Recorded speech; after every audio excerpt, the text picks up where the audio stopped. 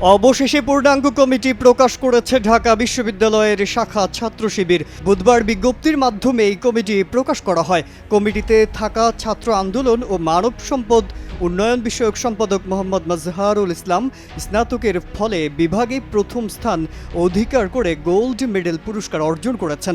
শাখা শিবিরের একটি সূত্র তথ্যটি নিশ্চিত করেছে। 2018-19 সেশনের ইসলামিক স্টাডিজ বিভাগের এই শিক্ষার্থী বর্তমানে স্নাতকোত্তরের দ্বিতীয় সেমিস্টারে অধ্যয়ন করছেন।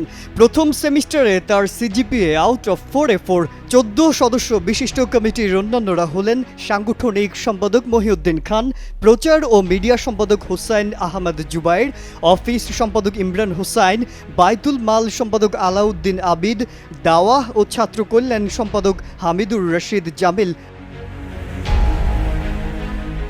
এছাড়াও সাহিত্য, সংস্কৃতি ও প্রকাশনা সম্পাদক নুরুল ইসলাম নূর, বিজ্ঞান ও ক্রীড়া সম্পাদক মোহাম্মদ ইকবাল হায়দার, শিক্ষা ও গবেষণা সম্পাদক মোহাম্মদ আনিস মাহমুদ সাকিব, আইন ও মানবাধিকার সম্পাদক রিয়াজুল মিয়া, ব্যবসায় শিক্ষা ও আন্তর্জাতিক বিষয়ক সম্পাদক হাসান মোহাম্মদ ইয়াসির এবং স্কিল ডেভেলপমেন্ট সম্পাদক হিসেবে আবদুল্লাহ আল আলামিনের নাম রয়েছে এই কমিটিতে।